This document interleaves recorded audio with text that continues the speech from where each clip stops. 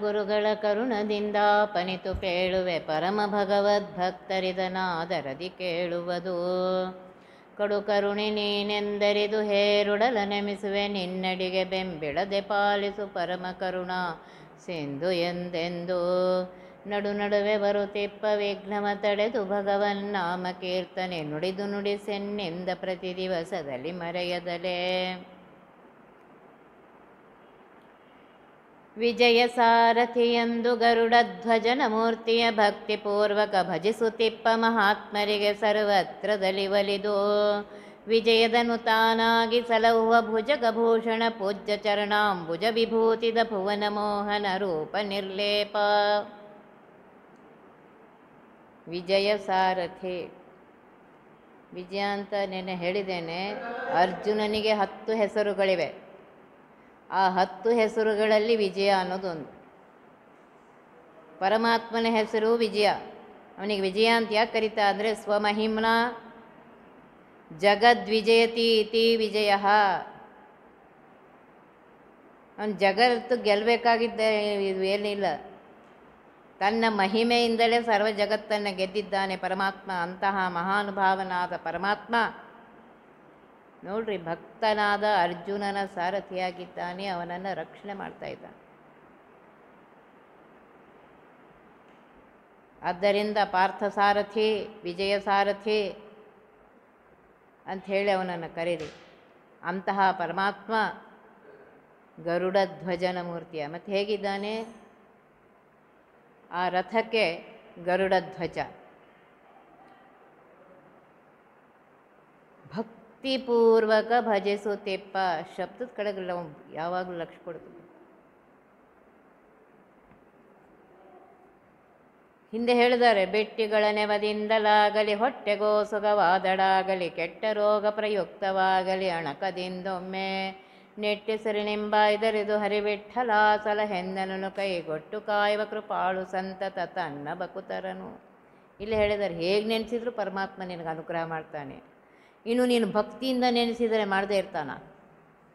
ಮಾಡೇ ಮಾಡ್ತಾನೆ. ಭಕ್ತಿಪೂರ್ವಕ ಭಜಿಸುತ್ತಿಪ್ಪ ಮಹಾತ್ಮರಿಗೆ. ಭಕ್ತಿಯಿಂದ ಸರ್ವಕಾಲದಲ್ಲಿ ಒಂದು ಕ್ಷಣವೂ ಬಿಡದೆ ಪರಮಾತ್ಮ, ನಾನು ಕೂತಿದ್ದೇನೆ ನಿನ್ನ ಅನುಗ್ರಹದಿಂದ, ನಿಂತಿದ್ದೇನೆ ನಿನ್ನ ಅನುಗ್ರಹದಿಂದ, ಮಾತಾಡ್ತಾ ಇದ್ದೇನೆ ನಿನ್ನ ಅನುಗ್ರಹದಿಂದ, ಸರ್ವವು ನಿನ್ನ ಅನುಗ್ರಹದಿಂದ ನಡೀತಾ ಇದೆ ಪರಮಾತ್ಮ. ಇಲ್ಲದೆ ನಾನು ಏನು ಮಾಡಲಿಕ್ಕೆ ಸಾಧ್ಯ ಇದೆ? ಅದರಿಂದ ಭಕ್ತಿಪೂರ್ವಕ ಯಾವಾಗಲೂ ಅವನ ಸ್ಮರಣೆ ಇರಲಿ. ಹಗಲು ಇರಳು ಲವಕ್ಕೆ ತ್ರುಟಿಗೆ ಪರಮಾತ್ಮನ ನೆನೆಸು ಅಂತ ಹೇಳ್ತಾ ಇದ್ದಾರೆ. ಅಂಥವರೇ ಯಾವಾಗಲೂ ಪರಮಾತ್ಮನ ಸ್ಮರಣೆ ಮಾಡುವವರೇ ಮಹಾತ್ಮರು. ಈ ಸ್ಮರಣೆ ಯಾವಾಗ ಬರುತ್ತೆ ಅಂದರೆ ಪರಮಾತ್ಮ ಮಾಡಿದ ಉಪಕಾರ ನೆನಪಿಗೆ ಬಂದರೆ ಬರುತ್ತೆ. ದೇವರು ಎಷ್ಟು ಉಪಕಾರ ಮಾಡಿದ್ದಾನೆ ಅಂತಂದರೆ ನಾವು ಏನು ಮಾಡೇ ಇಲ್ಲ. ಅವನು ಮಾಡಿದ ಉಪಕಾರದ ಎದುರಿಗೆ ನಮ್ಮದೇನೂ ಇಲ್ಲೇ ಇಲ್ಲ. ಆದರೂ ಪರಮಾತ್ಮ ಹೇಗೆ ತಾಯಿ ಮಕ್ಕಳ ಮೇಲೆ ಇವತ್ತಿಲ್ಲ ನಾಳೆ ಸುಧಾರಿಸಿತು, ಇವತ್ತಿಲ್ಲ ನಾಳೆ ಸುಧಾರಿಸಿತು ಅಂತ ಕೊಡ್ತಾ ಇರ್ತಾಳೆ, ಮಾಡ್ತಾ ಇರ್ತಾಳೆ. ಹಾಗೆ ಪರಮಾತ್ಮ ಸುಧಾರಿಸಾನು ಅಂತ ಕೊಡ್ತಾ ಇದ್ದಾನೆ. ಆದರೆ ಆ ಪರಮಾತ್ಮನಿಗೆ ಇವತ್ತಿಗೂ ನಾವು ಥ್ಯಾಂಕ್ ಯು ಅಂತ ಹೇಳೇ ಇಲ್ಲ. ನೀ ಮಾಡಿದ ಉಪಕಾರ ನಾನೆಂದಿಗೂ ಮರೆಗೆ ಅಂದಿದ್ದೀವೇನೋ? ಎಷ್ಟು ಉಪಕಾರ ಮಾಡಿದಾನೆ ನೋಡಿ. ಎಷ್ಟು ಉಪಕಾರ ಮಾಡಿದ್ದಾನೆ ಅಂತಂದರೆ ಮಾನವ ಜನ್ಮ ಕೊಟ್ಟಿದ್ದಾನೆ, ಅದರಲ್ಲಿ ಬ್ರಾಹ್ಮಣ ಜನ್ಮವನ್ನು ಕೊಟ್ಟಿದ್ದಾನೆ, ಅದರಲ್ಲಿ ಮಾಧ್ವರಲ್ಲಿ ಹುಟ್ಟಿಸಿದ್ದಾನೆ, ಮಧ್ವ ಮತದಲ್ಲಿ ಹುಟ್ಟಿಸಿದ್ದಾನೆ. ಅದರಲ್ಲಿ ಪರಮಾತ್ಮನ ಮಹಿಮೆ ಆವಾಗ ಇವಾಗ ಕೇಳಿಸ್ತಾ ಇದೆ, ಬಾಯಿಗೆ ಬರ್ತಾ ಇದೆ. ಎನ್ನಿಂದ ಈ ಪರಿ ಉಂಟೇನೋ ನಿನ್ನದೇ ಹೇಳ್ತಾ ಇದ್ದಾರೆ. ಇದೆಲ್ಲ ಸಂಪತ್ತು ನಿನ್ನದೇ ಪರಮಾತ್ಮ, ಅನುಗ್ರಹ ಮಾಡಿದಿ ಅಂತ ಹೇಳಿ ಆಗೊಮ್ಮೆ ಈಗೊಮ್ಮೆ ನಿನ್ನ ಸ್ಮರಣೆ ಬರ್ತಾ ಇದೆ. ನಿನ್ನ ನಾಮ ನನ್ನ ಬಾಯಿಗೆ ಬರ್ತಾ ಇದೆ, ನಿನ್ನ ನಾಮ ನನ್ನ ಕಿವಿಗೆ ಕೇಳಿಸ್ತಾ ಇದೆ. ಇದು ನಿನ್ನ ಅನುಗ್ರಹವೇ. ಭಕ್ತಿಯಿಂದ ಪರಮಾತ್ಮನ ನೆನೆಸಿ. ಭಕ್ತಿ ಯಾವಾಗ ಬರುತ್ತೆ? ಒಬ್ಬ ವ್ಯಕ್ತಿಯ ಬಗ್ಗೆ ನಮಗೆ ಗೌರವ ಯಾವಾಗ ಬರುತ್ತೆ? ಆ ವ್ಯಕ್ತಿಯ ಬಗ್ಗೆ ನಮಗೆ ಗೊತ್ತಿದ್ದರೆ ಗೌರವ ಬರುತ್ತೆ. ಪರಮಾತ್ಮನ ಬಗ್ಗೆ ಭಕ್ತಿ ಬರಬೇಕಾಗಿದ್ದರೆ ಮೊದಲು ಪರಮಾತ್ಮನ ಬಗ್ಗೆ ತಿಳ್ಕೊಳ್ಬೇಕು. ಭಾಗವತ ತೃತೀಯ ಸ್ಕಂದದಲ್ಲಿ ಕಪಿಲ ತನ್ನ ತಾಯಿಯಾದ ದೇವಹೂತಿಗೆ ಹೇಳ್ತಾ ಇದ್ದಾನೆ, ಅಮ್ಮ ನಾನು ಭಕ್ತಿಗೆ ಅನುಗ್ರಹ ಮಾಡು. ಜ್ಞಾನ ಭಕ್ತಿ ವೈರಾಗ್ಯ ಯಾರಲ್ಲಿದೆ ಅವರಿಗೆ ಅನುಗ್ರಹ ಬರುತ್ತೆ. ಜ್ಞಾನ ಇದ್ದಾಗಲೇ ಪರಮಾತ್ಮನ ಬಗ್ಗೆ ನಮಗೆ ಭಕ್ತಿ ಬರುತ್ತೆ. ಪರಮಾತ್ಮನ ಮಹಿಮೆಯನ್ನು ತಿಳ್ಕೊಂಡಾಗಲೇ ಅವನ ಬಗ್ಗೆ ಭಕ್ತಿ ಬರುತ್ತೆ. ವೈರಾಗ್ಯ ಅಂದರೆ ಹೇಳಿದ್ದೇನೆ, ವಿಶೇಷವಾದ ಆಸಕ್ತಿ ಪರಮಾತ್ಮನಲ್ಲಿ, ವಿಗತವಾದ ಆಸಕ್ತಿ ಸಂಸಾರದಲ್ಲಿ. ನಮ್ಮದು ಸ್ವಲ್ಪ ಉಲ್ಟಾ ಇದೆ. ಅದಕ್ಕೆ ಹೇಳ್ತಾರೆ ಭಕ್ತಿಪೂರ್ವಕ. ಪರಮಾತ್ಮ ನಿನ್ನ ಬಿಟ್ಟರೆ ನನಗೆ ಯಾರೂ ರಕ್ಷಕರಿಲ್ಲ, ನೀನೇ ನನ್ನ ರಕ್ಷಕ, ನೀನೇ ನನ್ನ ಸ್ವಾಮಿ. ಸರ್ವಸ್ವಾಮಿಯಾದ ಪರಮಾತ್ಮ ನೀನೇ ನನ್ನ ಸ್ವಾಮಿಯಾಗಿದ್ದಿ. ನನ್ನ ತಂದೆ ತಾಯಿ ಎಲ್ಲರಲ್ಲಿಯೂ ಇದ್ದು ನೀನೇ ನನ್ನನ್ನು ರಕ್ಷಣೆ ಮಾಡ್ತಾ ಇದ್ದಿ. ಈ ರೀತಿಯಾಗಿ ಭಕ್ತಿಯಿಂದ ಪರಮಾತ್ಮನ ಭಜಿಸುವವರೇ ಮಹಾತ್ಮರು ಅಂತ ಹೇಳ್ತಾ ಇದ್ದಾರೆ. ಮಹಾತ್ಮದ ಡೆಫಿನೇಷನ್ ಕೊಡ್ತಾ ಇದ್ದಾರೆ ನೋಡ್ರಿ. ಮಹಾತ್ಮರು ಯಾರು ಅಂತೇಳಿ ಡೆಫಿನೇಷನ್ ಕೊಡ್ತಾ ಇದ್ದಾರೆ. ಮಹಾತ್ಮರು ಯಾರು? ಭಕ್ತಿಪೂರ್ವಕ ಯಾರು ಪರಮಾತ್ಮನನ್ನು ಸದಾ ಸ್ಮರಣೆ ಮಾಡಿಸ್ತಾ ಇರ್ತಾರೆಯೋ, ಸದಾ ಭಜಿಸ್ತಾ ಇರ್ತಾರೆಯೋ ಅವರೇ ಮಹಾತ್ಮರು. ಅಂಥವರಿಗೆ ಪರಮಾತ್ಮ ಸರ್ವತ್ರದಲ್ಲಿ ಒಲಿದು ಅಂತ ಹೇಳ್ತಾ ಇದ್ದಾರೆ. ಎಲ್ಲ ಕಾಲದಲ್ಲಿಯೂ ಅವರಿಗೆ ಅನುಗ್ರಹ ಮಾಡ್ತಾನೆ. ವಿಜಯದನು ತಾನಾಗಿ ಅವರಿಗೆ ಜಯವನ್ನು ತಂದು ಕೊಡ್ತಾನೆ ಪರಮಾತ್ಮ. ತಾನಾಗಿ ಅನ್ನೋ ಶಬ್ದವನ್ನು ಉಪಯೋಗಿಸ್ತಾರೆ. ತಾನಾಗಿ ಅಂತ ಎಲ್ಲೆಲ್ಲಿ ಬಂದಿದೆ ಹರಿಕಥಾಂಸದಲ್ಲಿ ಅದನ್ನು ತಿಳ್ಕೊಳ್ಬೇಕು. ಸರ್ವತಂತ್ರ ಸ್ವತಂತ್ರನಾಗಿ.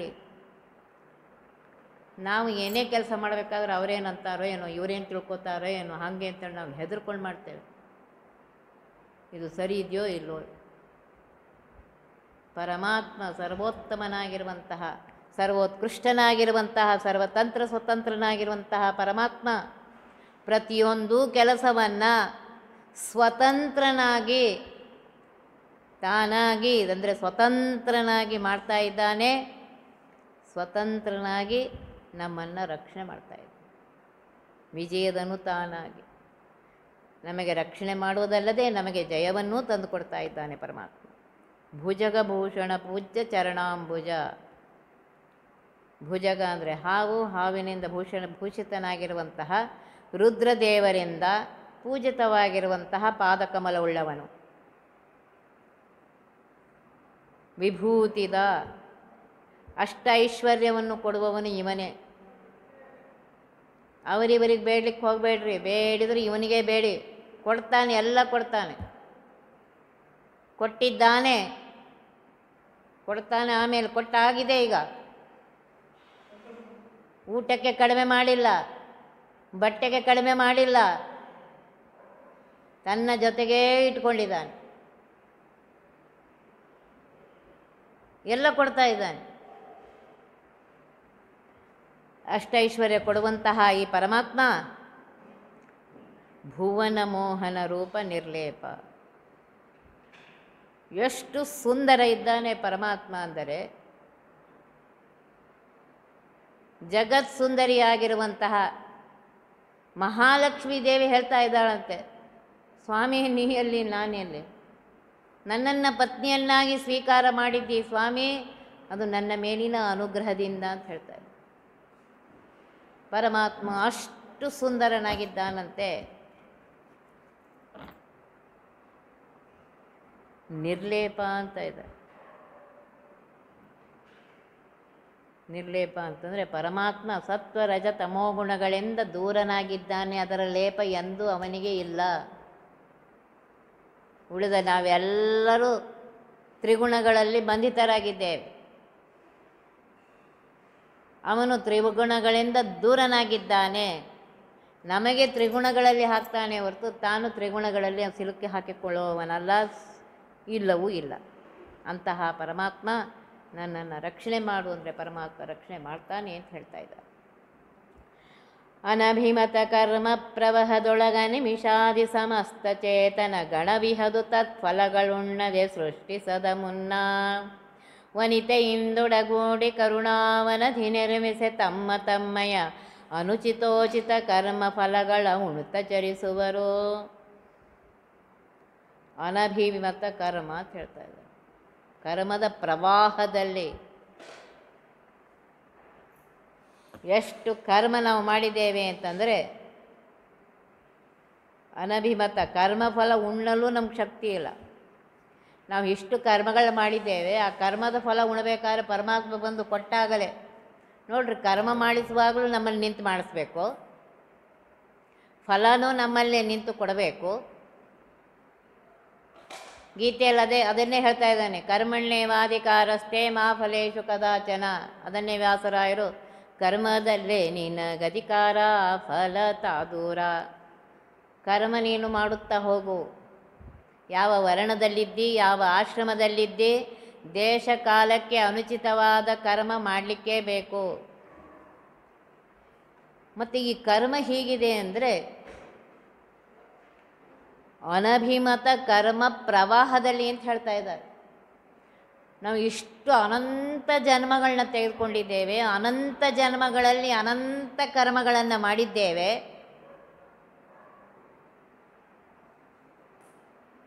ನಾವೊಬ್ಬರೇ ಅಲ್ಲ, ಅನಿಮಿಷಾದಿ ಸಮಸ್ತ ಚೇತನ ಗಣವಿಹದು ಅಂತ ಹೇಳ್ತಾರೆ. ದೇವತೆಗಳು ಅನಿಮಿಷರು ಅಂತಂದರೆ, ನಿಮಿಷ ಅಂದರೆ ರೆಪ್ಪೆ, ರೆಪ್ಪೆ ಇಲ್ಲದೆ ಇರುವಂತಹ ದೇವತೆಗಳು ಯಾವಾಗಲೂ ಎಚ್ಚರದಿಂದ ಇರ್ತಾರೆ ಅವರು.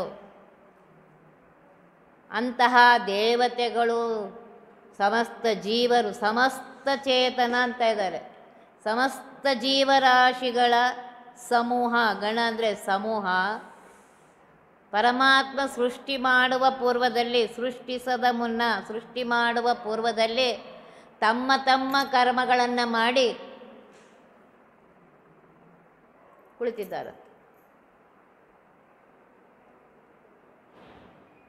ಆಗ ಪರಮಾತ್ಮ ಎಲ್ಲ ಜೀವರ ಮೇಲೆ ಅನುಗ್ರಹ ಮಾಡುವುದಕ್ಕೋಸ್ಕರ ಮತ್ತೆ ಸೃಷ್ಟಿ ಮಾಡಬೇಕು ಅಂತ ಇದು ಮಾಡ್ತಾ ಇದ್ದ. ವನಿತೆಯಿಂದ ಒಡಗೂಡಿ, ವನಿತೆ ಅಂದರೆ ಯಾರು? ಮಹಾಲಕ್ಷ್ಮಿಯಿಂದ ಒಡಗೂಡಿ ಕರುಣಾ ಸಮುದ್ರನಾದಂತಹ ಪರಮಾತ್ಮ ಎಲ್ಲ ಜೀವರಾಶಿಗಳಿಗೆ ಉದ್ಧಾರ ಮಾಡಬೇಕು ಅಂತ ಹೇಳಿ ಸೃಷ್ಟ್ಯಾದಿಗಳನ್ನು ಮಾಡಿದ್ದಾನೆ.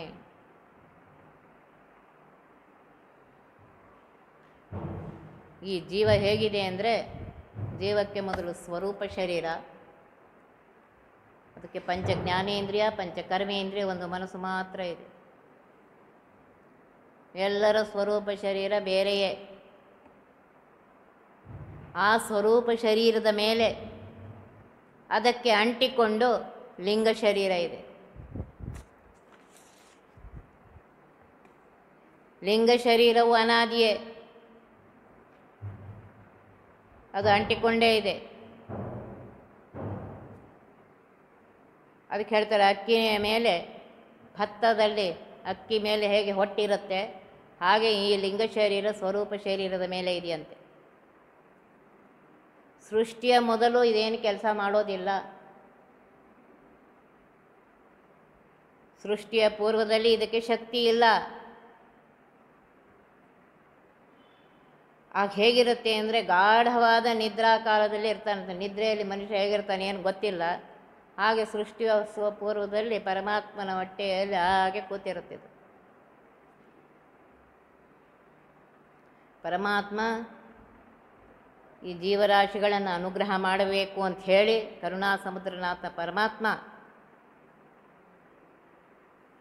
ಅವರವರ ಕರ್ಮ, ಅವರವರ ಯೋಗ್ಯತೆಯನ್ನು ನೋಡಿಕೊಂಡು ಅವರವರಿಗೆ ಅಲ್ಲಲ್ಲಿ ಜನ್ಮವನ್ನು ಕೊಡ್ತಾ ಇದ್ದಾರೆ.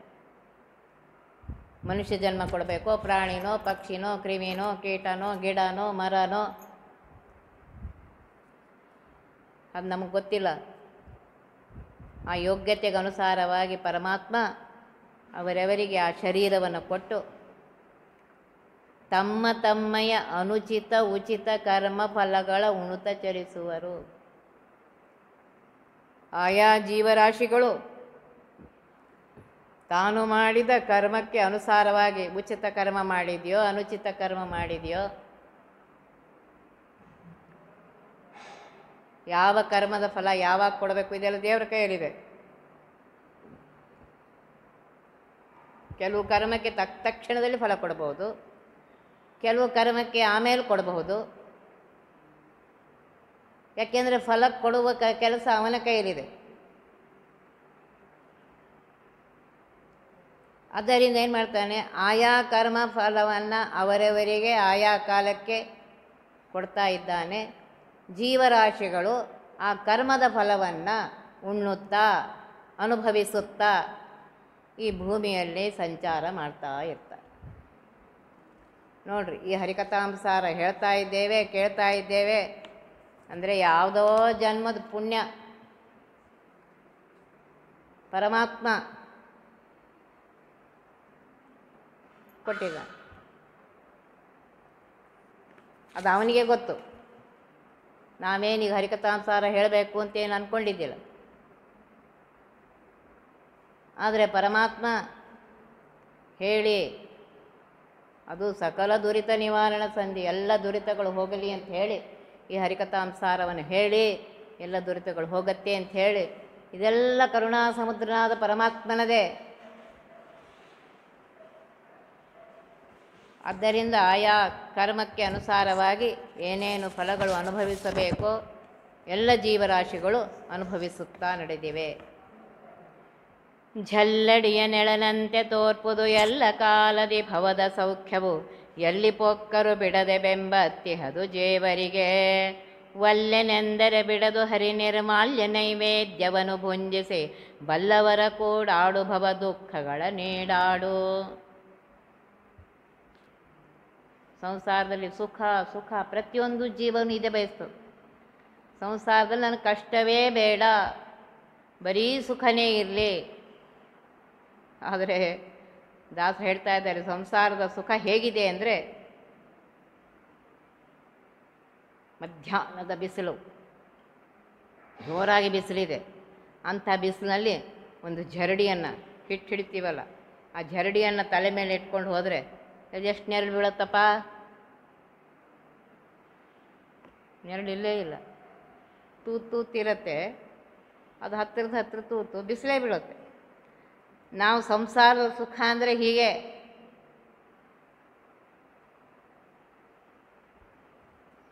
ಜರಡಿಯ ನೆರಳಂತೆ ಈ ಸಂಸಾರದ ಸುಖ ಇದೆ. ಎಲ್ಲಿ ಪೊಕ್ಕರು ಬಿಡದೆ ಬೆಂಬತ್ತಿಹದು. ನಾನು ಮಾಡಿದ ಕರ್ಮದ ಫಲವನ್ನು ಪರಮಾತ್ಮ ಅದಕ್ಕೆ ಕನ್ನಡದ ಹೇಳಿದ್ರೆ ಕಟ್ಟಿ ಉಣಿಸ್ತಾನಂತೆ. ಬೇಡ ಅಂದರೆ ಬಿಡೋದಿಲ್ಲ. ಗೀತೆಯಲ್ಲಿ ಅದನ್ನೇ ಹೇಳ್ತಾ ಇದ್ದಾನೆ ಪರಮಾತ್ಮ, ಕಟ್ಟಿ ಉಣಿಸ್ತೇನೆ, ಯಾರಿಗೂ ಬಿಡೋದಿಲ್ಲ. ಒಳ್ಳೆನೆಂದರೆ ಬಿಡದು. ಬೇಡ, ಬೇಡ ಅಂದರೂ ಇಲ್ಲ, ಬೇಕು ಅಂದರೂ ಇಲ್ಲ, ಅನುಭವಿಸ್ಲಿಕ್ಕೆ ಬೇಕು. ಆದ್ದರಿಂದ ಇಷ್ಟು ಗೊತ್ತಿದ್ದು ಯಾಕೆ ಅದು ಬೇಕು ಇದು ಬೇಕು ಅಂತ ಹೋಗ್ತೀವಿ? ದೇವರು ಏನು ಕೊಟ್ಟಿದ್ದಾನೆ ಅದನ್ನು ಸಂತೋಷದಿಂದ ಅನುಭವಿಸು, ಥ್ಯಾಂಕ್ ಯು ಅಂತ ಹೇಳಿ ಅವನಿಗೆ ಅನುಭವಿಸು. ಈಗಂತೂ ಯಾರಿಗೂ ಏನು ಕಡಿಮೆ ಮಾಡಿಲ್ಲ. ಊಟಕ್ಕೆ ಕಡಿಮೆ ಮಾಡಿಲ್ಲ, ಬಟ್ಟೆಗೆ ಕಡಿಮೆ ಮಾಡಿಲ್ಲ, ಯಾವ ಸುಖಕ್ಕೂ ಕಡಿಮೆ ಮಾಡಿಲ್ಲ. ನಾವು ಸಣ್ಣವರಿದ್ದಾಗ ಫ್ಯಾನ್ ಅಂದರೆ ಗೊತ್ತಿದ್ದಿಲ್ಲ ನಮ್ಗೆ. ಯಾರ ಮನೇಲಿ ಫ್ಯಾನ್ ಇದೆ ಅಂದರೆ ನಾವೇನು ತಿಳ್ಕೊತಿದ್ವಿ, ಅವ್ರು ಭಾಳ ಶ್ರೀಮಂತರಿದ್ದಾರೆ ಅದಕ್ಕೋಸ್ಕರ ಅವ್ರ ಮನೇಲಿ ಫ್ಯಾನ್ ಇದೆ ಅನ್ಕೋತಿದ್ವಿ. ಮತ್ತು ಅವಾಗ ನಮ್ಗೆ ಫ್ಯಾನಿನ ಅವಶ್ಯಕತೆ ಅನಿಸಿರಲಿಲ್ಲ. ಈಗ ಎಲ್ಲ ಕೊಟ್ಟಿದ್ದಾನೆ, ಫ್ಯಾನು, ಎ ಸಿ, ಅದು ಇದು ಎಲ್ಲ ಕೊಟ್ಟಿದ್ದಾನೆ. ಎಂದಾದ್ರು ಥ್ಯಾಂಕ್ ಯು ಹೇಳಿದೇವ ಪರಮಾತ್ಮನಿಗೆ? ಬಟ್ಟೆ ಕೊಟ್ಟಿದ್ದಾನೆ, ಇನ್ನಿಲ್ಲದ ಹಾಗೆ. ಹೊಟ್ಟೆಗೆ ಕೊಟ್ಟಿದ್ದಾನೆ, ಯಾವುದಕ್ಕೂ ಕಡಿಮೆ ಮಾಡಿಲ್ಲ. ಅವನು ನಮ್ಮಿಂದ ಏನನ್ನೂ ಬಯಸಿಲ್ಲ. ಪರಮಾತ್ಮ ಇಷ್ಟೇ ಹೇಳ್ತಾನೆ, ಅನುಭವಿಸು, ಹೊಟ್ಟೆ ಕೊಟ್ಟಿದ್ದೀನಲ್ಲ, ನಾವು ತಿನ್ನು, ಉಣ್ಣು, ಬೇಡ ಅಂದಿಲ್ಲ. ನನಗೆ ನಿವೇದನೆ ಮಾಡಿ ತಿನ್ನು. ಅದಕ್ಕೆ ನಮ್ಮಲ್ಲಿ ಹೊಸ ಬಟ್ಟೆ ಹಾಕೊಳ್ಳೋ ಪೂರ್ವದಲ್ಲಿ ನಾವೇನು ಮಾಡ್ತೀವಿ ಅಂದರೆ ದೇವ್ರ ಮುಂದೆ ಇಟ್ಟು ಅವನಿಗೆ ಅರ್ಪಿಸಿ ಆಮೇಲೆ ಅದನ್ನು ತೊಟ್ಕೊಳ್ತೇವೆ. ಯಾಕೆಂದರೆ ಅದು ಅವನು ಕೊಟ್ಟದ್ದು ಅವನಿಗೆ ಅರ್ಪಿಸಿ ಅದನ್ನು ಸ್ವೀಕಾರ ಮಾಡ. ಅನುಭವಿಸಬೇಡ ಅಂತ ಹೇಳೇ ಇಲ್ಲ ಪರಮಾತ್ಮ, ಅನುಭವಿಸು. ಇಷ್ಟೇ ನೆನಪಿರಲಿ, ನಾನು ಕೊಟ್ಟದ್ದು ನನಗೆ ಅರ್ಪಿಸಿ ಸ್ವೀಕಾರ ಮಾಡು. ಅದಕ್ಕೆ ಹೇಳ್ತಾರೆ, ಹರಿ ನಿರ್ಮಾಲ್ಯ ನೈವೇದ್ಯವನ್ನು ಭುಂಜಿಸೆ. ನಿರ್ಮಾಲ್ಯ, ದೇವರಿಗೆ ಮೊದಲು ಅಭಿಷೇಕ ಮಾಡಿ ಆ ತೀರ್ಥವನ್ನು ತೆಗೆದುಕೋ, ನಿರ್ಮಾಲ್ಯ ತೀರ್ಥ. ದೇವರಿಗೆ ಮಾಡಿದ ಅಡಿಗೆಯನ್ನು ಅರ್ಪಿಸು. ನೈವೇದ್ಯ ಪ್ರಕರಣ ಸಂಧಿ ಅಂತ ಒಂದು ಸಂಧಿನೇ ಬರೆದುಬಿಟ್ಟಿದ್ದಾರೆ.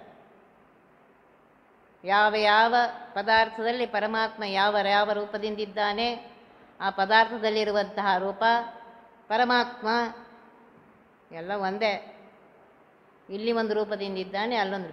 ಅದು ನೆನೆಸಿದರೆ ಆ ನಿನ್ನ ತಿಂದಂತಹ ಅನ್ನ ನಿನಗೆ ಸಂತೋಷವನ್ನು ಕೊಡುತ್ತೆ, ಶಕ್ತಿಯನ್ನು ತಂದು ಕೊಡುತ್ತೆ. ಭುಂಜಿಸು, ಊಟ ಮಾಡಬೇಡ ಅಂತ ಹೇಳೇ ಇಲ್ಲ.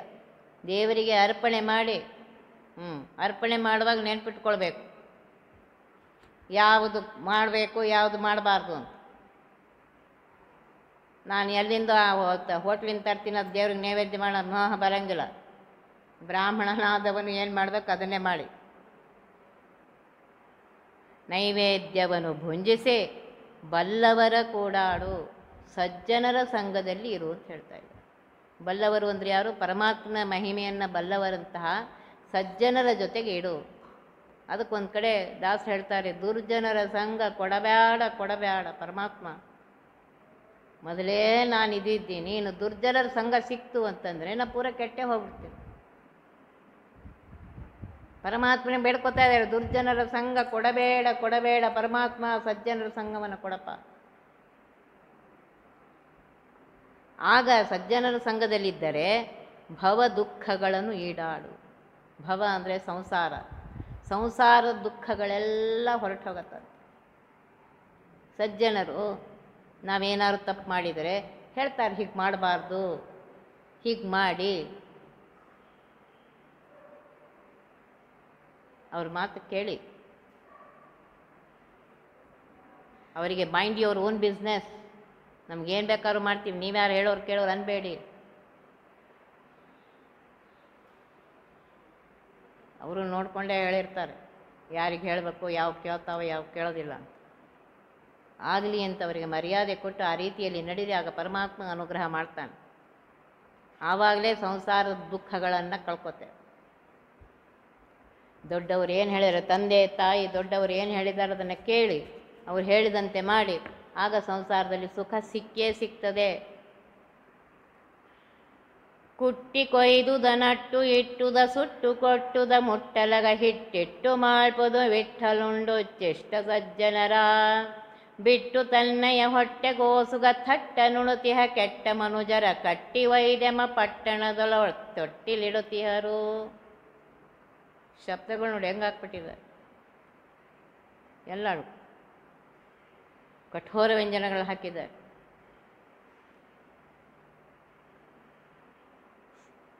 ನಾವು ಅಡಿಗೆ ಮಾಡುವಾಗ ಆ ಧಾನ್ಯಗಳು ಕುಟ್ಟುತ್ತೇವೆ, ಇಲ್ಲ ನೀರಿನಲ್ಲಿ ತೊಳೆದು ಅದನ್ನು ನೆನೆಸಿಡ್ತೇವೆ, ಅಥವಾ ನೀರಿನಲ್ಲಿ ಅದನ್ನು ಕುದಿಸ್ತೇವೆ.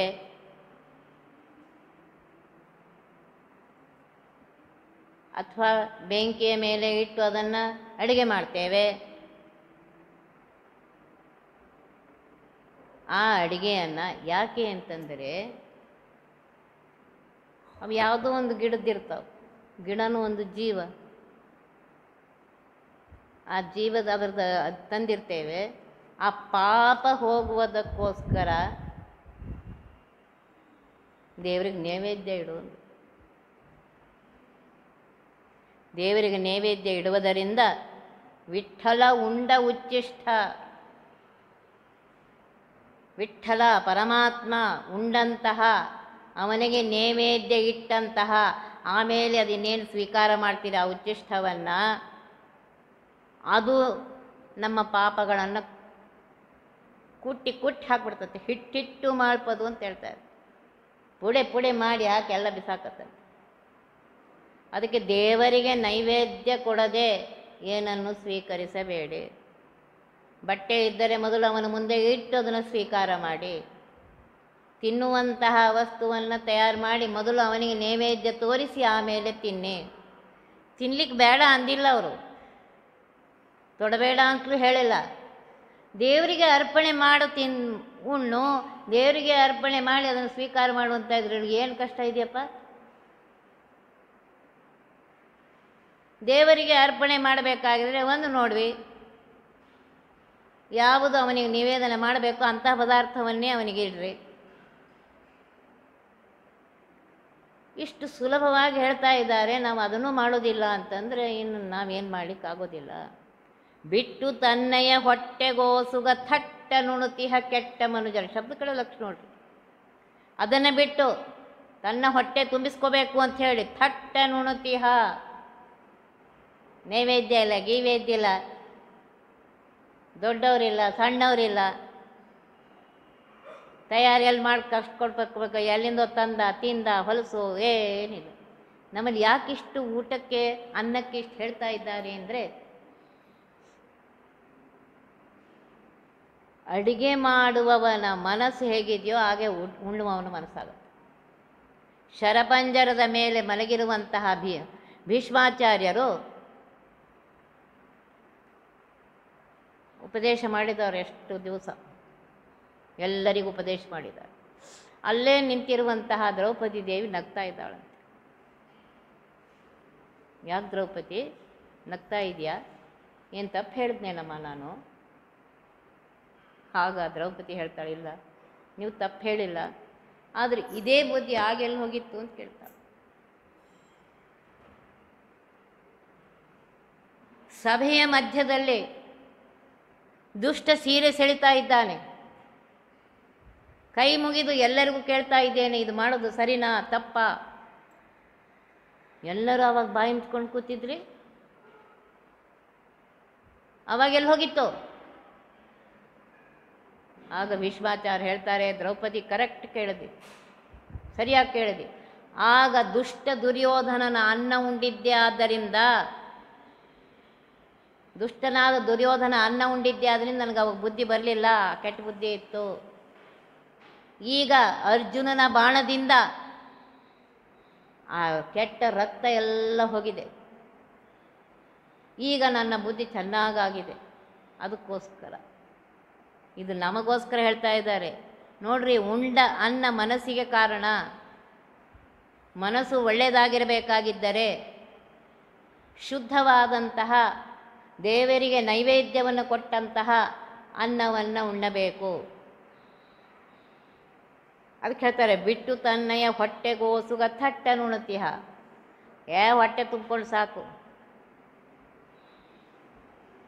ಎಲ್ಲಿ ನೈವೇದ್ಯ, ಎಲ್ಲಿ ಇದು, ಎಲ್ಲಿ ಯಾವ ಮಾಡ್ಕೊತಾ ಕೂತಿರ್ತಾನೆ, ತಗೊಂಬ ಬಡ ತಿಂದು ಹಾಕ್ಬಿಡು. ಥಟ್ಟ ನುಣತಿಯ ಅಂತ, ಅದಕ್ಕೆ ಕೆಟ್ಟ ಮನುಜರು ಅಂತ ಹೇಳ್ತಾ ಇದ್ದಾರೆ ಅವರಿಗೆ. ಅವನೇನು ಮಾಡ್ತಾನೆ ಪರಮಾತ್ಮ? ಕಟ್ಟಿ ಒಯ್ದು ಯಮಪಟ್ಟಣದಲ್ಲಿ ಒತ್ತೊಟ್ಟಿಲಿಡುತ್ತಿಹನು. ನೀನು ದಡ ಥಟ್ಟ ಉಣ್ತಿದೆಯಲ್ಲ, ಕೆಟ್ಟ ಮನುಷ್ಯ, ದೇವರಿಗೆ ನೇವೇದ್ಯ ಕೊಡುವುದು ಬಿಟ್ಟು ನಿನ್ನ ಕಟ್ಟಿ, ನೋಡ್ರಿ ಶಬ್ದ ಕಡೆ ಲಕ್ಷ ಕೊಡ್ರಿ, ಎಲ್ಲ ಮಹಾ ಕಠೋರ ವ್ಯಂಜನಗಳಿವೆ. ಕಟ್ಟಿ ಏನು ಮಾಡ್ತಾನೆ? ಯಮಪಟ್ಟಣದಲ್ಲಿ ಇಡ್ತಾನೆ. ಯಮ ಚೆನ್ನಾಗಿ ಶಿಕ್ಷೆ ಕೊಡ್ತಾನೆ.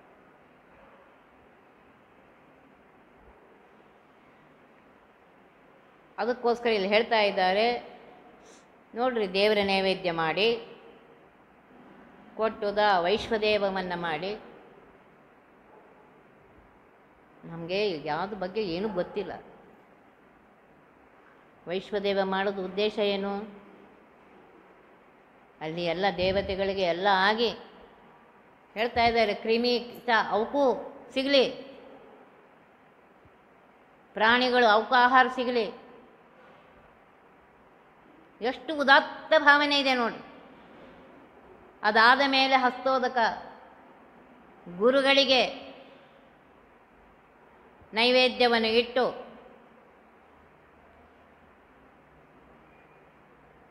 ಆಮೇಲೆ ಊಟ ಮಾಡಬೇಕು ಅಂತ ಹೇಳ್ತಾ ಇದ್ದಾರೆ.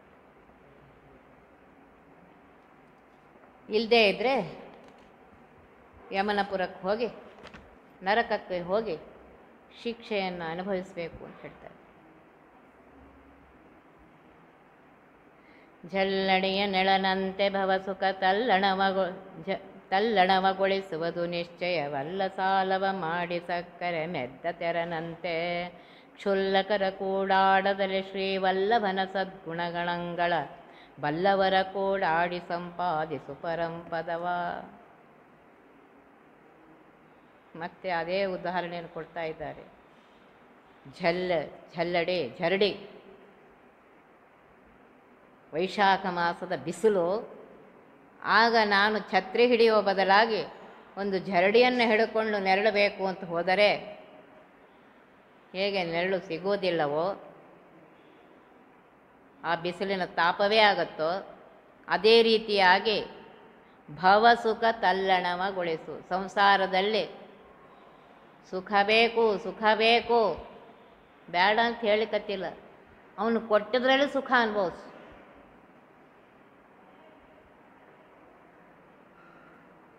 ಎಷ್ಟೋ ಜನ್ಮ ಪುಣ್ಯ ಮಾಡಿದ್ದಕ್ಕೆ ಮನುಷ್ಯ ಜನ್ಮ ಬಂದಿದೆ.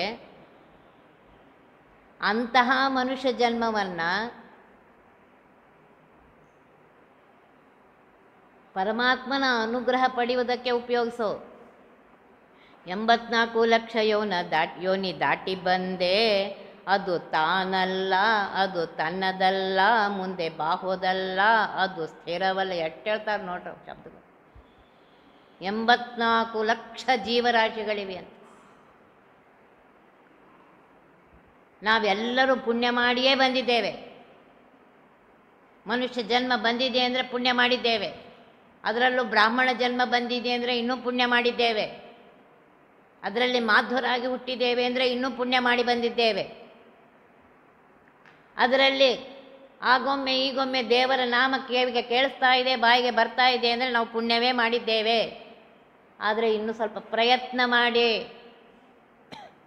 ಆ ಪರಮಾತ್ಮ ನಾಮ ಪ್ರತಿ ಕ್ಷಣಕ್ಕೆ ಬರಬೇಕು. ಒಂದು ನಿಮಿಷವೂ ಅವನು ಮಾಡಿದ ಉಪಕಾರ ಮರೆಯಬಾರದು. ಮನಸ್ಸಿಗೆ ಹಂಗೆ ಟ್ರೈನಿಂಗ್ ಕೊಡ್ರಿ. ನೀನು ಏನೇ ಕೆಲಸ ಮಾಡ್ತಿದ್ರು ಮನಸ್ಸು ತಾನು ಪರಮಾತ್ಮನ ಸ್ಮರಣೆಯೆಲ್ಲ ಮಾಡ್ತಾ ಇರಬೇಕು. ಅಸಾಧ್ಯವಾದದ್ದಿಲ್ಲ. ಪ್ರತಿ ಕ್ಷಣದಲ್ಲಿ ಆ ಮನಸ್ಸು ಪರಮಾತ್ಮನ ಸ್ಮರಣೆಯನ್ನು ಮಾಡ್ತಾ ಇರಬೇಕು. ಈ ಸ್ಮರಣೆ ಯಾವಾಗ ಬರುತ್ತೆ? ಮೊದಲೇ ಹೇಳಿದ್ದೇನೆ, ಅವನ ಮಹಿಮೆ ತಿಳಿದಾಗ ಬರುತ್ತೆ ನಮಗೆ. ಅದಕ್ಕೆ ಹೇಳ್ತಾರೆ, ಸಂಸಾರ ಸುಖಕ್ಕೋಸ್ಕರ ಇಡೀ ಜನ್ಮವನ್ನು ಹಾಳು ಮಾಡಿಕೊಳ್ಳಬೇಡ.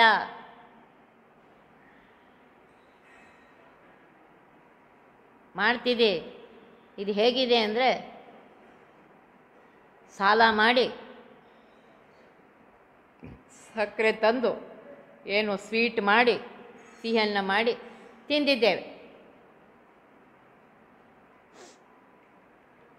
ಆ ಸಾಲ ಮಾಡಿದಾಗ ಅವನು ಹೇಳಿರ್ತಾನೆ, ನಂಗೆ ಬೇಕಾ ಸಾಲ ಕೊಡಬೇಕು, ಇಷ್ಟು ದಿವಸ ಏನೋ ಟೈಮ್ ಕೊಟ್ಟಿರ್ತಾರೋ, ಅಷ್ಟು ದಿವಸ ಕೊಡದೇ ಇದ್ದರೆ ಬಡ್ಡಿ ಹಾಕ್ತಾನೆ. ಸಿಂಪಲ್ ಇಂಟ್ರೆಸ್ಟ್, ಕಂಪೌಂಡ್ ಇಂಟ್ರೆಸ್ಟ್ ಎಲ್ಲ ಹಾಕ್ತಾನೆ. ಅದು ಕೊಡದೇ ಇದ್ರೆ ಮನೆಗೆ ಬಂದು ಮನೆಯಿಂದ ಹೊರಗೆ ಹಾಕಿ, ನಿಮ್ಮ ಮನೆಯಿಂದ ನಿಮ್ಮನ್ನೇ ಹೊರಗಾಕಿ ತೊಗೊಂಡೋಗ್ತಾನೆ. ಹಾಗೆ ಇದೆ. ಹೇಗೆ ಅಂದರೆ, ಕ್ಷುಲ್ಲಕರ ಕೂಡ ಆಡದಲೆ ದುರ್ಜನರ ಸಂಘದಲ್ಲಿದ್ದರೆ ಹೀಗೆ ಆಗತ್ತೆ. ದುರ್ಜನರ ಸಂಘದಲ್ಲಿದ್ದರೆ ಎಲ್ಲಿ ಹೋಗೋ, ಯಾವ ದೇವ್ರು ಬಂದಿದ್ದಾನೆ ಇವತ್ತಿನ ತನಕ, ಯಾವನಿಗೆ ಮಾಡಿದ್ದಾನೆ, ಆ ದೇವ್ರು ಅವನವ್ರು ಏನು ಭಾಳ ಚೆನ್ನಾಗಿದ್ದಾರಾ ಈಗಂತಾರೆ. ಕೇಳಿರ್ಬೇಕು ಎಲ್ಲ. ದೇವ್ರು ಅನ್ನೋರು ಏನು ಭಾಳ ಚಂದಿದ್ದಾರಪ್ಪ, ಅಲ್ಲಿ ಇಲ್ಲಿ ಬೇಡ್ಕೊಂಡೇ ತಿಂತಾ ಇದ್ದಾರೆ ಅವರು.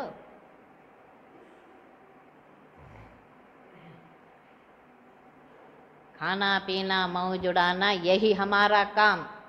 ಚಂದ ತಿನ್ನೋ ಉಣ್ಣು ಮೌಜ್ ಮಾಡಿ, ಆಮೇಲೆ ನೋಡ್ಕೊಂಡು ಯಾರು ನರ್ಕಕ್ಕೆ ಹೋಗ್ತೇವೆ, ಸ್ವರ್ಗಕ್ಕೆ ಹೋಗ್ತೇವೆ. ಈಗಂತೂ ಆರಾಮ್ ಮಾಡು. ನಮ್ಗನ್ಸ್ತು ಇದೇ ಕರೆಕ್ಟ್ ಅನಿಸ್ತು. ಯಾರು ನರ್ಕ ಕಂಡಾರ, ಯಾರು ಸ್ವರ್ಗ ಕಂಡಾರ, ಯಾರು ಇದು ಮಾಡಿದ್ದಾರೆ. ಅದಕ್ಕೆ ಹೇಳಿದ್ರು ದುರ್ಜನರ ಸಂಘ ಮಾಡಬೇಡ, ದುರ್ಜನರ ಸಂಘ ಕೊಡಬ್ಯಾಡ ಕೊಡಬ್ಯಾಡ ಹರಿ ಅಂತ ಬೇಡ್ಕೊತಾ ಇದ್ದಾರೆ. ಅವರ ಜೊತೆಗೆ ಇರದೆ ಸಜ್ಜನರ ಜೊತೆಗಿರೋ, ಬಲ್ಲವರ ಕೂಡಾಡಿ, ಜ್ಞಾನಿಗಳ ಜೊತೆಗೆ ಸಜ್ಜನರ ಜೊತೆಗೆ ಅವ್ರು ಏನು ಮಾಡ್ತಾ ಇರ್ತಾರೆ? ಶ್ರೀವಲ್ಲಭನ ಸದ್ಗುಣಗಣಗಳ ಯಾವಾಗಲೂ ಪರಮಾತ್ಮನ ಶ್ರೀವಲ್ಲಭ ಲಕ್ಷ್ಮೀವಲ್ಲಭನಾಗಿರುವಂತಹ ಲಕ್ಷ್ಮೀಪತಿಯಾಗಿರುವಂತಹ ಪರಮಾತ್ಮ ನಿರ್ದೋಷ, ಅವನಲ್ಲಿ ಬರೀ ಸದ್ಗುಣಗಳೇ ಇವೆ. ಅವನ ಗುಣಗಳನ್ನು ಕೊಂಡಾಡು. ಅಂತಹ ಜ್ಞಾನಿಗಳ ಜೊತೆಗಿದ್ರೆ ಅವ್ರು ನೀ ಏನಾರು ಆಟತ್ತಿಲ್ಲ ಮಾತಾಡಿ ಹಾಗೆಲ್ಲ ಮಾತಾಡಬಾರ್ದು. ಇಲ್ಬಾ ಇಲ್ಲಿ ಕೂತ್ ನನ್ನ ಜೊತೆಗೆ ಹೇಳು, ಸ್ತೋತ್ರ ಹೇಳು, ನನ್ನ ಜೊತೆಗೆ ಮಂತ್ರ ಹೇಳು, ನನ್ನ ಪಾಠ ಹೇಳ್ತೀನಿ ಕೇಳು, ಪರಮಾತ್ಮನ ಪೂಜೆಯನ್ನು ಮಾಡು, ಪರಮಾತ್ಮನಿಗೆ ನೈವೇದ್ಯವನ್ನು ಮಾಡು, ಆಮೇಲೆ ತಿನ್ನು. ಇದೆಲ್ಲ ಒಳ್ಳೇದು ಹೇಳ್ತಾರೆ. ಅಂಥವರ ಜೊತೆಗಿದ್ದು ಸಂಪಾದಿಸು ಪರಂಪದವ, ಪರಂ ಶ್ರೇಷ್ಠವಾಗಿರುವಂತಹ ಪರಮಾತ್ಮನ ವೈಕುಂಠ ಬೇಕಾಗಿದ್ದರೆ ಸಜ್ಜನರ ಸಂಘದಲ್ಲಿದ್ದಾಗಲೇ.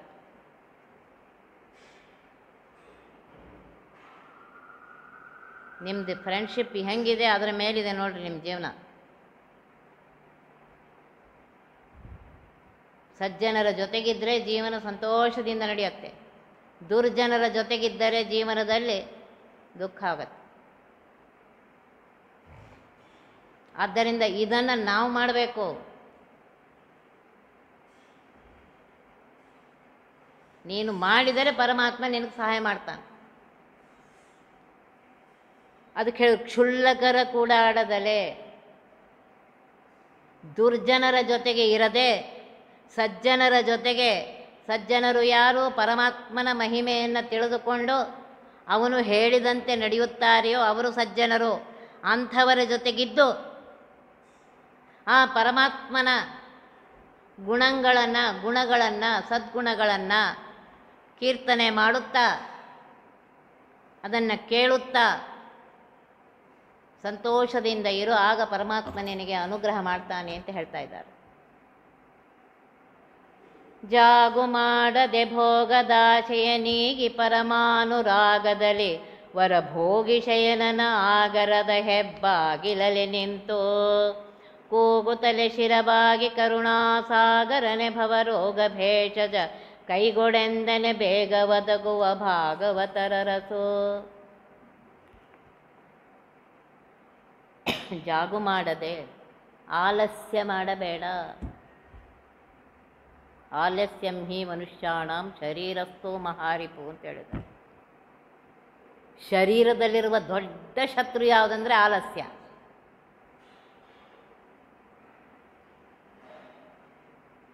ಬೇಗ ಸೂರ್ಯೋದಯ ಪೂರ್ವದಲ್ಲಿ ಹೇಳಬೇಕು ಅಂದರೆ ಅಯ್ಯೋ ಇರಲಿ ಬಿಡು, ಬೇಗ ಸಂಧ್ಯಾ ಅಂದರೆ ಸ್ನಾನ ಮಾಡ ಆಮೇಲೆ ಮಾಡಿದ್ರೆ ಆಯ್ತು ಬಿಡು.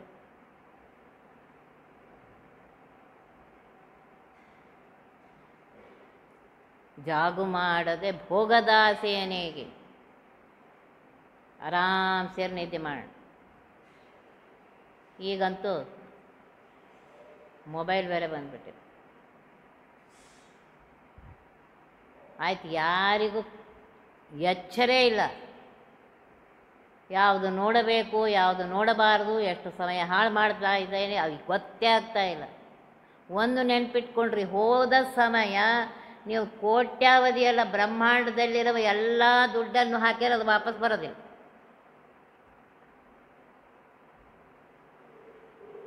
ಉಪಯೋಗಿಸಿ, ಅದನ್ನು ಬೇಡ ಅಂತ ಹೇಳಿಲ್ಲ. ಅದು ಯಾವುದಕ್ಕೆ ಉಪಯೋಗಿಸಿದೆ ಅಷ್ಟು ಮಾತ್ರ ಉಪಯೋಗಿಸಿ, ಅಷ್ಟೇ ಸಮಯ ಕೊಡ್ರಿ ಅದಕ್ಕೆ.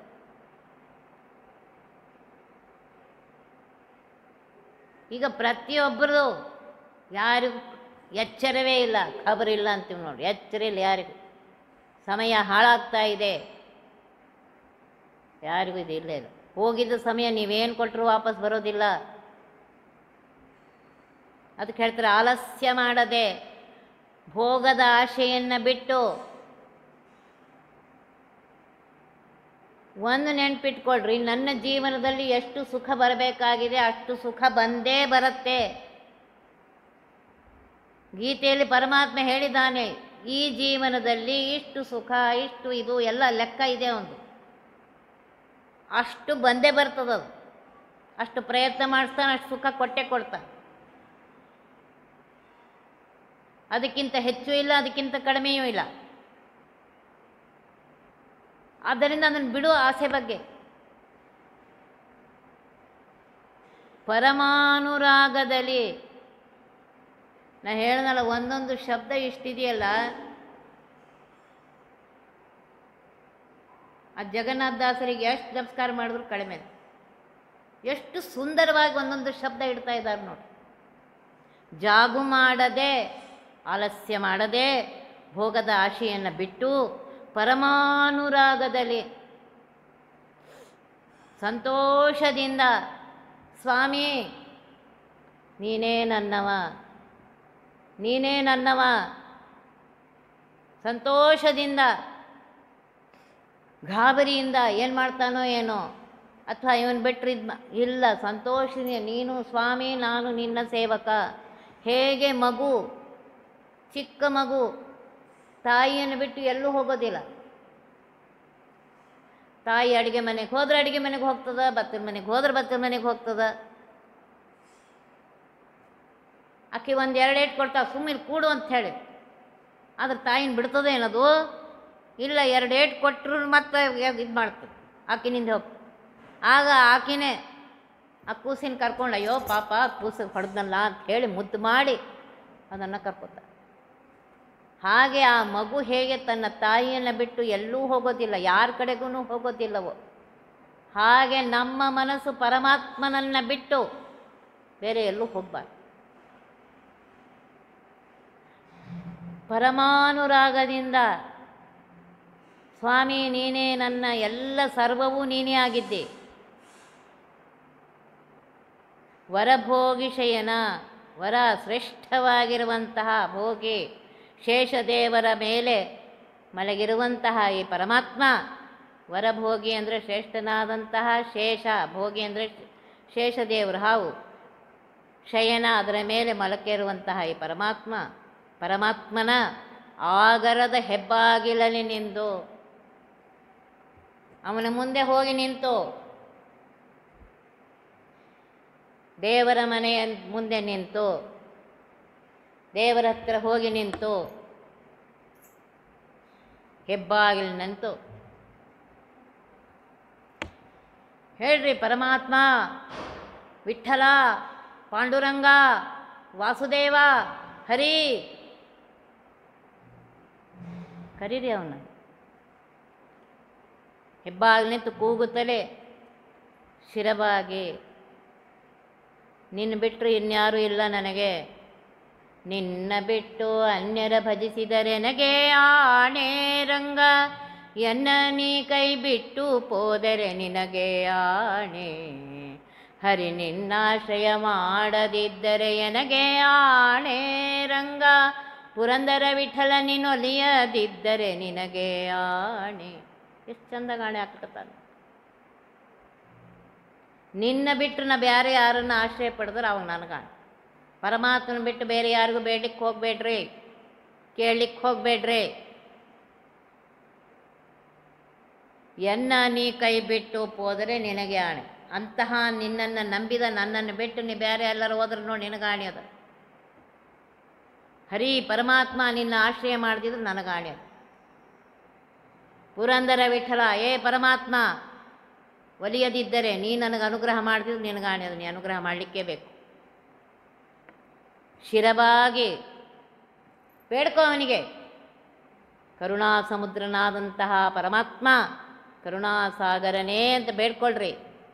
ಭವರೋಗ ಭೇಷಜ, ನಮಗೆ ಯಾರಿಗಿದು ಗೊತ್ತೇ ಇಲ್ಲ. ಭವ ಅಂದರೆ ಸಂಸಾರ, ಸಂಸಾರವೇ ಒಂದು ರೋಗ ನೋಡ್ರಿ. ಸಂಸಾರದಲ್ಲಿ ಬಿದ್ದು ಎಲ್ಲ ಮರೆತು ಬಿಟ್ಟಿದ್ದೇವೆ ನಾವು. ಇಷ್ಟು ಉಪಕಾರ ಮಾಡಿದಂಥ ಪರಮಾತ್ಮನನ್ನು ಮರೆತಿದ್ದೇವೆ. ಒಳ್ಳೆಯ ಮನೆಯಲ್ಲಿ ನಮಗೆ ಜನ್ಮವನ್ನು ಕೊಟ್ಟಿದ್ದಾನೆ.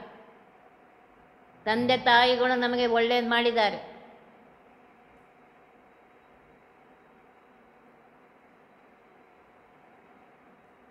ಇದೇನೋ ಎಂದರು ನೆನೆಸಿದ್ದೀವ? ಇಲ್ಲ. ಕರುಣಾ ಸಮುದ್ರನಾದಂತಹ ಪರಮಾತ್ಮ ಈ ಸಂಸಾರದಲ್ಲಿ ಬಿದ್ದಿದ್ದೇನೆ, ಯಾವುದು ಬೇಡ ಅಂತ ಹೇಳಿದ್ರೆ ಅದರ ಕಡೆ ನನ್ನ ಮನಸ್ಸು ಹೋಗ್ತಾ ಇದೆ. ಯಾವುದು ಶಾಸ್ತ್ರದಲ್ಲಿ ಬೇಡ ಅಂದಿದ್ದಾರೆ ಅದನ್ನು ಮಾಡಬೇಕು ಅಂತ ಮನಸ್ಸು ಬರ್ತಾ ಇದೆ. ಅಂಥದ್ದು ಬಿಡಿಸು. ಭವರೋಗ ಭೇಷಜ, ಸಂಸಾರ ಅನ್ನುವಂತಹ ರೋಗಕ್ಕೆ ನೀನೇ ಔಷಧ. ಭೇಷಜ ಅಂದರೆ ಔಷಧ. ಕೈಗೋಡೆಯಿಂದನೇ ಅಪ್ಪ ನನ್ನ ಕೈ ಕೊಟ್ಟು ರಕ್ಷಣೆ ಮಾಡೋ.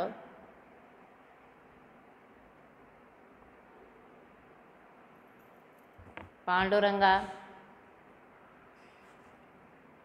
ನಿನ್ನ ಪಾಲು ನನ್ನ ಮುಂದಿಡಪ್ಪ. ಪಾಂಡುರಂಗ ತ್ವತ್ಪಾದ ಪಾಲಿಸಯ್ಯ, ಕರುಣದಿ ಪೀಡಿಕಯ್ಯ. ಪಾಂಡುರಂಗ ತ್ವತ್ಪಾದ ಪಾಲಿಸಯ್ಯ. ಎಷ್ಟು ಚಂದ ಹೇಳ್ತಾನೆ ಪಾಂಡುರಂಗ. ಮೊದಲು ನಿನ್ನ ಪಾದವನ್ನು ನನಗೆ ಕೊಡು.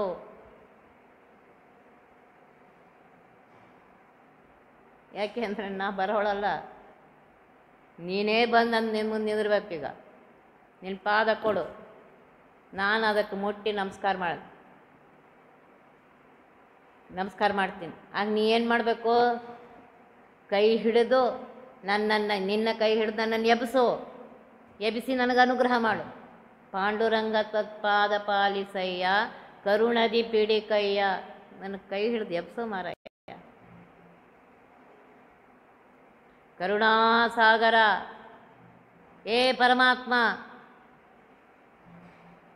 ಶೇಷಶಾಹಿಯಾದಂತಹ ಪರಮಾತ್ಮ, ನಿನಗೆ ನಾನು ನಮಸ್ಕಾರ ಮಾಡ್ತಾ ಇದ್ದೇನೆ. ಪರಮಾತ್ಮ, ಈ ಸಂಸಾರ ಅನ್ನುವಂತಹ ರೋಗಕ್ಕೆ ಔಷಧನಾಗಿ ಬಾರಪ್ಪ ನೀನು.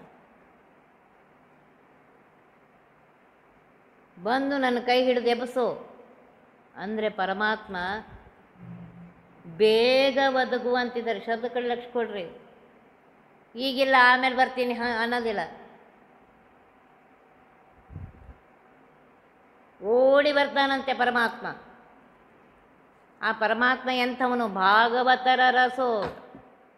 ಭಾಗವತರು 32 ಭಾಗವತ ಧರ್ಮಗಳನ್ನು ಮಾಡಿರುವಂತಹ, ಭಾಗವತದಲ್ಲಿ ಬರುತ್ತೆ 32 ಭಾಗವತ ಧರ್ಮಗಳನ್ನು ಹೇಳಿದ್ದಾರೆ. ನಾ ಹೇಳ್ದಲ್ಲ, ಇಲ್ಲಿ ಒಂದೊಂದು ಶಬ್ದ ಹೇಗಿದೆ ಅಂದರೆ ಒಂದೇ ಪದ್ಯ ತಿಂಗಳನ್ಗಟ್ಟಲೆ ಹೇಳೋಷ್ಟಿದೆ. ಅಷ್ಟು ತುಂಬಿದ್ದಾರೆ ಜಗನ್ನಾಥದಾಸರು. ಭಾಗವತರು ಯಾರು? ಆ 32 ಧರ್ಮಗಳನ್ನು ಯಾರು ಪಾಲಿಸ್ತಾ ಇದ್ದಾರೋ ಅವರೇ ಭಾಗವತರು. ಅಂತಹ ಭಾಗವತರ ಅರಸು ಇವನು ಸ್ವಾಮಿ. ಪರಮಾತ್ಮ ಓಡಿ ಬರ್ತಾನೆ, ಬಂದು ಅವರನ್ನು ರಕ್ಷಣೆ ಮಾಡ್ತಾನೆ. ಇಷ್ಟು ಸುಂದರವಾಗಿ ಹೇಳ್ತಾ ಇದ್ದಾರೆ. ಇನ್ನು ಮುಂದಿನ ಪದ್ಯದಲ್ಲಿ ಅವನ ಕರುಣೆಯ ಬಗ್ಗೆನೇ ಹೇಳ್ತಾ ಇದ್ದಾರೆ. ಅದನ್ನು ನಾಳಿನ ದಿವಸ ತಿಳ್ಕೊಳ್ಳೋಣ. ಇವತ್ತಿಗೆ ಮುಗಿಸೋಣ. ಒತ್ತಿ ಬಹವಿಘ್ನಗಳ ಕಳೆದಪ ಮೃತ್ಯುವಿಗೆ ಮರೆ ಮಾಡಿ, ಬಹವಿಘ್ನಗಳ ಕಳೆದಪ ಮೃತ್ಯುವಿಗೆ ಮರೆ ಮಾಡಿ, ಕಾಲನ ದೂತರಿಗೆ ಭೀಕರವ ಪುಟ್ಟಿಸಿ ಸಕಲ ಸಿದ್ಧಿಗಳ ಒತ್ತಿಗೊಳ್ಳಿಸಿವನರು ಹೇಕ್ಷಣ ನೃತ್ಯ ಮಾಡುವರವರ ಮನೆಯೊಳು ನಿತ್ಯಮಂಗಳ ಹರಿಕಥಾಮೃತ ಸಾರ ಪಡಿಸುವರ.